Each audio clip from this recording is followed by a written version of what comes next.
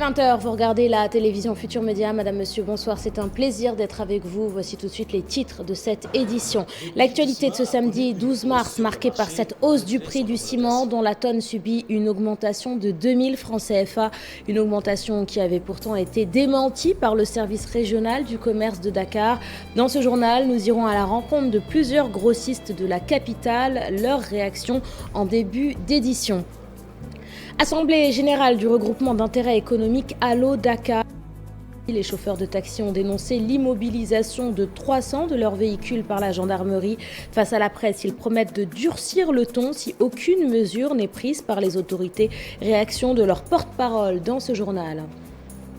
La rédaction de la télévision Futur Média dédie le mois de mars aux femmes sénégalaises. Dans ce journal, nous partirons à la rencontre d'une femme brillante, primée à l'international pour ses projets innovants.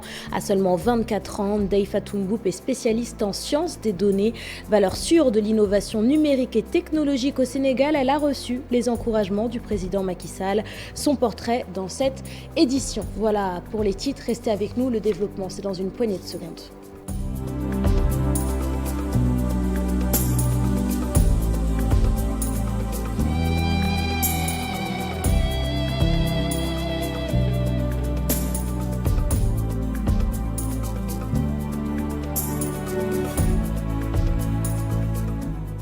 Bienvenue à tous et merci de vous informer sur la télévision Futur Média. Malgré les assurances du ministère du Commerce et du service régional du commerce de Dakar, le prix du ciment a bel et bien augmenté au Sénégal avec une hausse de 2000 francs CFA par tonne.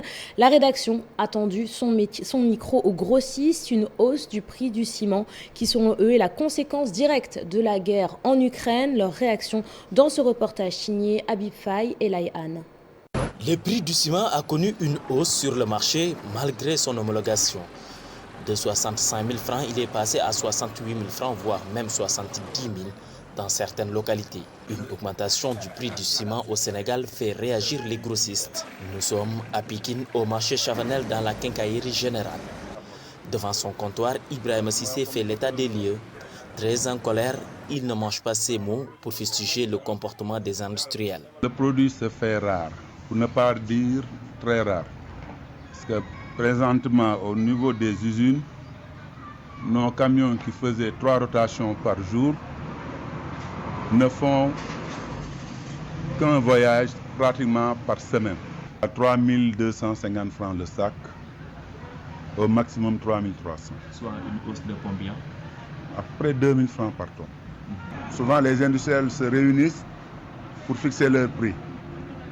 Et entre eux, il y a une entente. Souvent, c'est ce qui n'est pas normal. Parce que des gens, des usines différentes qui se réunissent autour d'une table et qui fixent un prix pour les produits, surtout ce qui touche au fer à béton, ça c'est anormal. Au niveau des usines du ciment, souvent, il y a une différence sur les prix. Mais quand une usine augmente, quelques jours après, il y a l'autre qui augmente.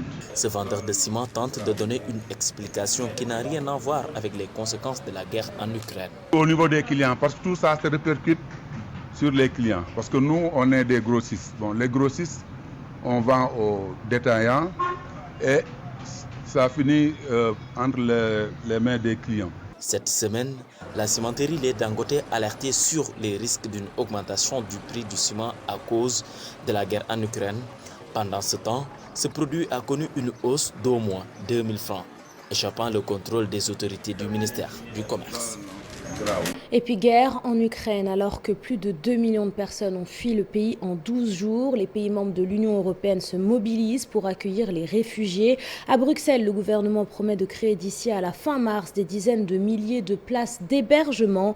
Farid Attar est députée et sénatrice en Belgique. Elle revient pour nous sur le dispositif d'accueil mis en place à Bruxelles. Ses propos sont recueillis par Mamadou Ndiaye.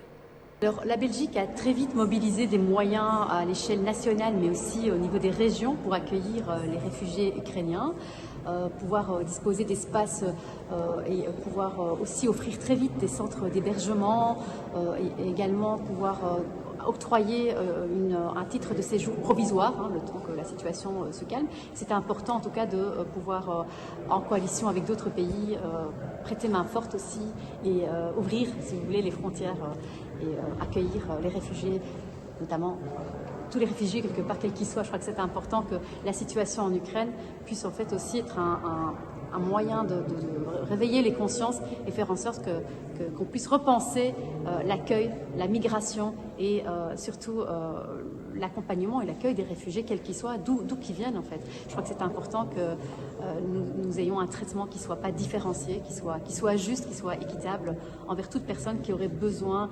d'avoir un refuge, un accueil ici en Belgique. Moi, c'est en tout cas la philosophie que je prône et voilà. Je vous le disais en titre, les membres du groupement d'intérêt économique Allo Dakar ne sont pas contents et ils l'ont fait savoir en assemblée générale ce samedi. Ils ont dénoncé l'immobilisation de 300 de leurs véhicules par la gendarmerie.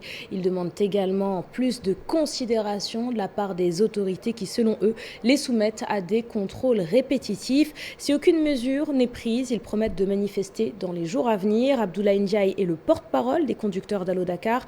Je vous propose de l'écouter. Il est au micro d'Abdoulaye Anne. Nous avons créé plus de 10 000 emplois directs et contribuons un peu plus de 200 millions par jour sur l'économie nationale. Les 400 véhicules recensés payent en moyenne une trentaine de millions par jour sur l'autoroute à péage. Depuis plus de 15 jours, plus de 300 véhicules ont été mobilisés au niveau de la gendarmerie Mbao sans explication. Et nous n'avons pas d'interlocuteur pour régler cette situation. La révélation sans condition des 300 véhicules immobilisés. Nous exigeons un meilleur traitement des jeunes entrepreneurs sénégalais qui s'activent dans le domaine du transport à Dakar. Nous comptons beaucoup sur la diligence de l'État du Sénégal pour régler cette situation avant que les réparables se produisent. Une marche nationale sera organisée toute l'étendue du territoire national pour exiger l'application de nos différentes revendications. L'Institut national de pédologie, un établissement dont l'objectif est d'améliorer la productivité des terres et des producteurs ruraux. Pour les salariés de l'Institut, leur directeur n'est plus apte à tenir les rênes de la structure et devrait être à la retraite depuis déjà 2 ans. En conférence de presse ce samedi, ils ont également dénoncé l'attitude du ministère de l'Agriculture qu'ils qualifient de discriminatoire. Écoutons le porte-parole de ces travailleurs de l'Institut national de pédologie. Il est au micro de Pape Faraning. Ces travailleurs que vous voyez aujourd'hui, pour la plupart, ont fait 10 ans, 15 ans de service. Et il faut le regretter parce qu'il n'y a pas de système de promotion des travailleurs. Il n'y a pas d'accord d'établissement qui peut définir un plan de carrière. Cet accord, il faut le reconnaître, avait été discuté avec les anciens délégués. Mais jusqu'à maintenant, la direction nous dit qu'il reste le décret du président de la République. Donc nous interpellons Monsieur le président de la République pour que ce décret puisse être signé. Mais ce qu'il faut dire à l'INP, c'est que la question fondamentale, c'est que l'INP est laissé un peu en rade par rapport au fonctionnement du ministère. Parce que même dernièrement, vous avez suivi certaines dévolutions au niveau du ministère de l'Agriculture que nous avons bien approuvées. Mais ceux de l'INP ne sont pas concernés. Et c'est tous des travailleurs du ministère, c'est tous des travailleurs de l'État du Sénégal. Nous pensons donc, de ce point de vue, il y a une inéquité qu'il faut nécessairement corriger pour dénoncer cet état de fait, mais aussi s'élever contre cette direction qui n'a pas de projet, cette direction qui n'a pas de vision. Et nous pensons que quand on a un certain âge, on a déjà son avenir derrière soi. Dans la région de Sédhiou, le nouveau maire de la commune de Dioudoubu n'a toujours pas pris ses fonctions et pour cause, n'acceptant pas sa défaite, le maire sortant refuse de quitter son bureau. Pour le nouveau maire, son prédécesseur est accusé d'avoir détourné des biens publics et devra être traduit devant la justice.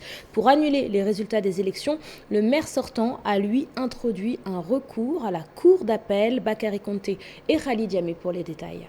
Maire Sankou Ndiassi de Yewwi Askan Wi n'a pas accédé à son bureau depuis son installation pour cause le maire sortant Ibrahima Djité a fermé les locaux et refuse de faire la passation de service. Non seulement il a refusé de faire la passation de service, mais il a fermé son bureau.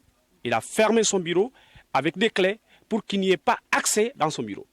Vous savez, on est dans un pays de droit. Personne ne peut aller casser la porte de quelqu'un pour entrer et pour faire quoi que ce soit.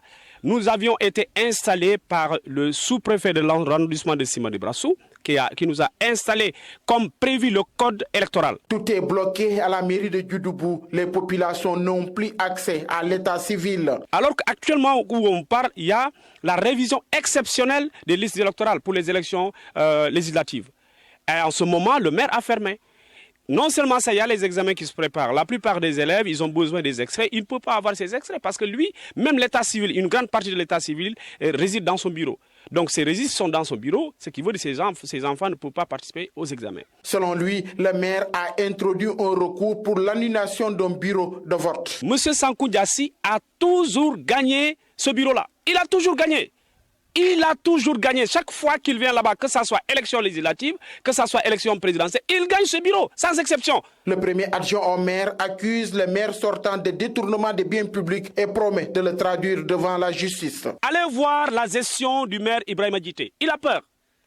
Il a peur d'être traduit devant la justice. Il sera traduit devant la justice parce que tout ce que l'État donne comme fonds, ce sont les fonds de l'État, c'est l'argent du contribuable. Il a volé des millions. On a des preuves. On a déposé des plaintes des mois et des mois. On a déposé des plaintes au niveau... Allez voir les archives. Allez voir les archives au niveau de la Cour des comptes. Allez voir les archives au niveau de l'OFNAC. Vous allez trouver son nom là-bas. Donc c'est lui qui a exploité nos ressources ici, nos ressources minières, avec Twifor, une entreprise chinoise aujourd'hui, dont ils ont gagné des milliards. Lui, il a gagné des millions avec ses complices. Il a peur. Nous avons tenté plusieurs fois de joindre le maire sortant Ibrahima Djité de l'APR, mais nos efforts sont restés vains. À Saint-Louis, les travaux de réhabilitation de la chaussée métallique du pont Faidherbe causent de gros embouteillages et vont même jusqu'à paralyser la circulation. Annoncés pour une période de 6 mois, ces travaux sont d'une importance capitale. C'est ce qu'a déclaré le directeur de l'Agence des travaux et de gestion des routes du Sénégal. Le directeur régional de l'AGEROUTE est au micro d'Ousseynou Diop. Je vous propose de l'écouter. Donc, les travaux en février 2022. Pour une durée de 6 mois. Donc en principe, on doit terminer le mois d'août. Mais je trouve que donc, vu le rôle que joue le pont Faidherbe pour la liaison entre l'île et Sor, nous sommes donc obligés d'essayer de tout faire pour réduire le temps, de façon à terminer donc, avant les délais. Le pont constitue l'unique liaison, l'unique moyen donc, de rallier l'île et Sor. Ce qui fait que donc, nous avons pris en compte toutes les dispositions pour travailler avec la qualité qui sied, mais aussi pour réduire au maximum le temps. C'est pourquoi le dispositif que nous sommes en train d'appliquer aujourd'hui a été très bien étudié. C'est pourquoi je viens de vous le dire, nous avons 2 équipes. On pouvait travailler une seule équipe, mais on s'est dit, pour réduire le délai, il faut mettre en place 2 équipes. C'est pourquoi nous avons donc une équipe de nuit et une équipe de jour.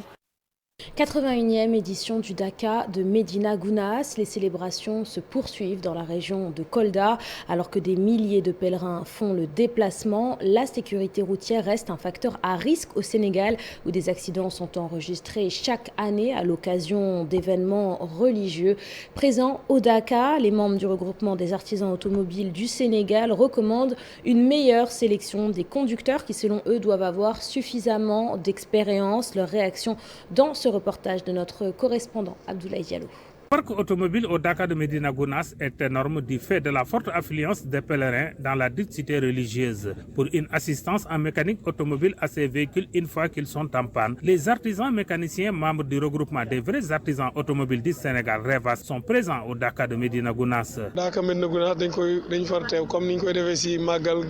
Nous avons l'habitude de venir au Dakar de Médina Gounass comme nous le faisons dans toutes les cités religieuses. Nous comptons faire ici 10 jours pour accompagner les pèlerins en cas de panne de leur véhicule. Nous le faisons gratuitement. Pour une sécurité des véhicules et pour une réduction du nombre d'accidents de la route, les membres du REVAS recommandent aux personnes chargées du recrutement de chauffeurs à se munir de garanties en recrutant des conducteurs de véhicules qui ont au moins une expérience en mécanique automobile. Je lance un appel aux entreprises, aux services publics, aux foyers religieux. Si vous devez recruter un chauffeur, que ce dernier ait une expérience en mécanique. Cela peut contribuer à réduire le nombre d'accidents de la route. L'État doit y veiller. Même fu mën a dem yow sa xel day dal dooy dawal sa xel day dal bon te loolu aussi nekk na loo xam ne état bi war na gëstu foofu aussi. Leurs ateliers qui reçoivent de nombreux jeunes qui n'ont pas eu l'occasion d'être scolarisés ou qui n'ont pas pu continuer leurs études, ces mécaniciens désirent un accompagnement de l'État afin de pouvoir accomplir correctement leur mission d'encadrement et de formation en faveur de ces jeunes. dañ ngay yar xale ba pare jàng ko métier xale bi mën na fa génnee xam nga nit mën na dem cité ñëw di sommer. Mais fii boo yitee kenn ku fi sommé yaa wala ne parce que soo mënee mécanicien mën a dawal mën nga dem utiliser chauffeur mécanicien mën nga génn dem defi mécanicien ubbi sa garage donc loolu nag la état bi nit ñi war a jël en considération wane ne ñun dañuy lutte contre la pauvreté dañuy lutte contre aussi l'immigration clandestine donc ñun loolu mooy suñu problème état bi suy jàppale ñun suñu wàllu jeex na parce que dem nañ ba am lu ñu jàpp mais nañ jàppale xale yi. Ils invitent les jeunes à venir se former en mécanique automobile car, disent-ils, c'est un métier d'avenir. Célébration il y a quelques jours de la Journée internationale des droits de la femme, l'occasion pour la rédaction de profiter de ce mois de mars pour mettre en lumière différents parcours féminins. À 24 ans, Ndeye Fatou Mboup est ce qu'on peut appeler un génie. Sa spécialité, la science des données, une discipline qui comprend les éléments de différents domaines, incluant les mathématiques, les statistiques et l'informatique. Primée à plusieurs reprises pour ses projets innovants, Ndeye Fatou Mboup s'est classée 3e au concours mondial du Challenge Innovation qui s'est tenu au Qatar. Portrait de cette jeune femme brillante avec Aminata Mbaresso. Ndeye Fatou Mboup, une jeune ingénieure en sciences de données, mais aussi passionnée de l'agriculture. Nous avons découvert que 70%, ou bien même je vais parler de la moyenne, 25%, 30% des récoltes sont perdues à cause de manque de système de conservation. Donc il y a des ONG comme la FAO qui ont fait des recherches sur ça. Et aujourd'hui, le principal facteur, c'est vraiment la chaleur. Une passion qui lui a permis de créer aujourd'hui le grenier intelligent. Alors j'ai mis en place un grenier intelligent qui offre un système de ventilation et d'arrosage automatique qui convertit la chaleur en fraîcheur. Et toute la technologie est alimentée avec de l'énergie solaire. Une nouvelle création grâce au digital au profit des agriculteurs. Donc c'est la chaleur qui sévit dans les greniers qui détruit les récoltes. Et aujourd'hui, 2 milliards de tonnes de fruits et de légumes sont produits chaque année. Le grenier intelligent, un projet innovant qui a valu à Ndeye Fatou Mboup une 3e place mondiale au Challenge Innovation Forum du Qatar. Déjà, c'était une fierté pour moi. En tant que femme, en tant que Sénégalaise, en tant qu'Africaine, d'avoir représenté la femme, le Sénégal et le continent africain à cette compétition. Parce qu'au départ, nous étions 6000, il y avait plus de 6000 candidatures. Et après, ils ont sélectionné les 100 meilleurs. Et après ça, j'ai été lauréate là-bas. Diplômée de l'école sénégalaise, Ndeye Fatou Mboup fait la fierté du Sénégal, mais aussi de l'Afrique. Hormis le grenier intelligent, elle a élaboré d'autres projets à base digitale. C'est le cas du Iwanak, mais aussi d'un autre dispositif qui permet de lutter contre le vol de bétail. Bon, la persévérance. Donc, il faut être persévérant dans ce que l'on fait. Parce que je me dis que dans la vie, rien n'est simple. Il faut juste exceller dans un domaine et tout faire pour que les gens vous connaissent ou bien vous reconnaissent. Nous restons avec le parcours de femmes, cette fois sur un tout autre registre, puisque nous allons à la rencontre de ces femmes qui travaillent dans la récupération des déchets. Faute d'une gestion efficace de la part des autorités, le prix des déchets est effectué par de nombreuses femmes, un métier qui s'exerce dans des conditions extrêmement difficiles. Mambiram Diouf et Abdoulaye Anne ont rencontré ces femmes récupératrices de déchets. Elles ont accepté de se confier sur leur travail. Je vous propose de suivre leur reportage. Mbobos, Ndeye fait dans la récupération de déchets avec tous les risques que présente cette activité qu'elle exerce depuis des années.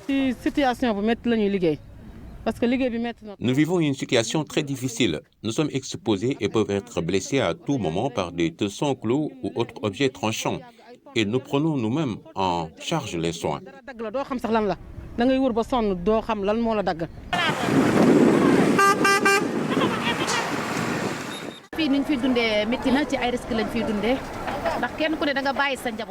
Nous sommes toutes des responsables de famille. Ce travail présente beaucoup de risques. Il arrive même qu'une personne soit heurtée par un camion et s'en sort avec des blessures ou perd la vie. Sans bénéficier d'aide, ces femmes se retroussent les manches au quotidien pour gagner leur vie honnêtement.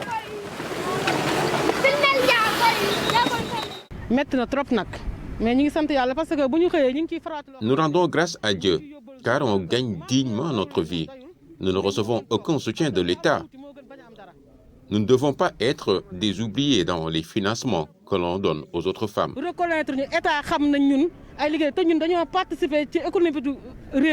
projet de promotion de la gestion intégrée et de l'économie des déchets solides au Sénégal prévoit une réhabilitation du site allant du traitement à l'enfouissement des déchets, entre autres, ce qu'elles saluent tout en exprimant leurs attentes. Oui, nous nourrissons beaucoup d'espoir. Ce projet devrait changer notre quotidien et le visage de Mbeubeus. Brave, elle le démontre à travers ce travail pénible et décent pour être autonome et subvenir aux besoins de la famille.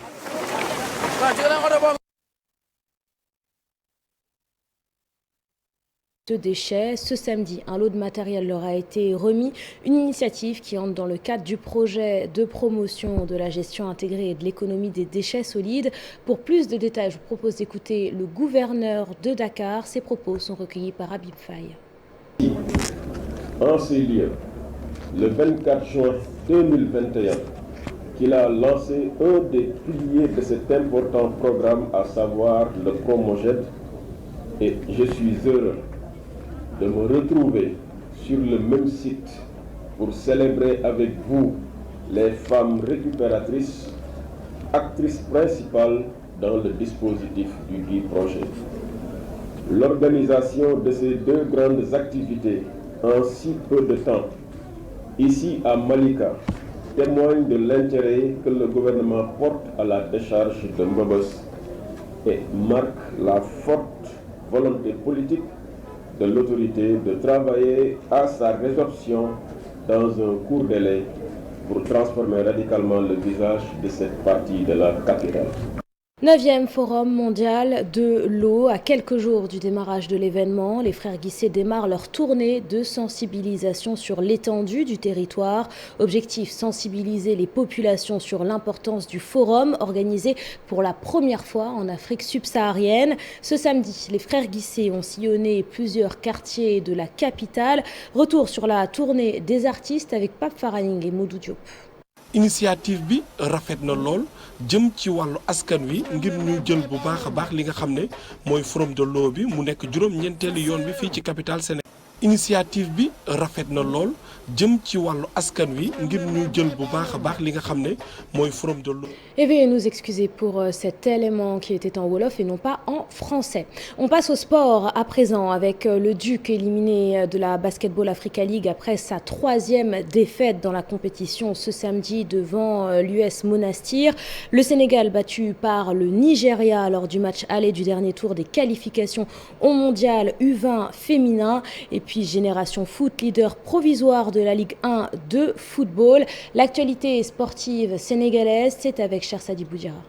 Basketball pour démarrer. Le Dakar University Club est éliminé. Le représentant du Sénégal à la Basketball Africa League a en effet subi sa 3e défaite dans la conférence du Sahara. Un revers 74-62 face à l'US Monastir de la Tunisie. Le club estudiantin va jouer son dernier match mardi face à l'AS Salé du Maroc.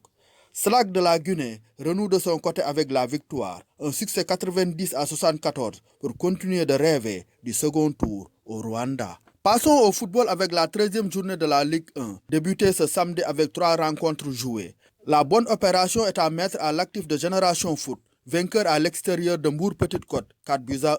Une victoire qui fait des académiciens de Denis Biramdao leader provisoire.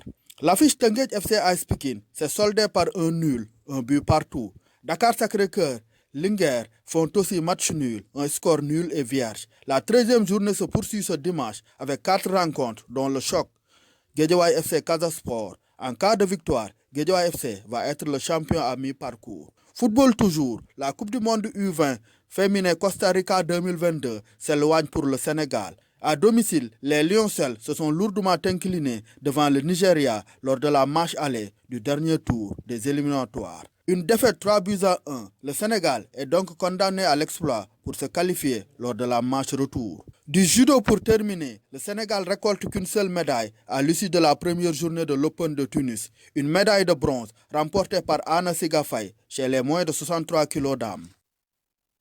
Et c'est la fin de cette édition. Merci de l'avoir suivi. Merci de votre fidélité. Je vous souhaite de passer une excellente suite des programmes en compagnie des programmes de la télévision Futur Média, justement.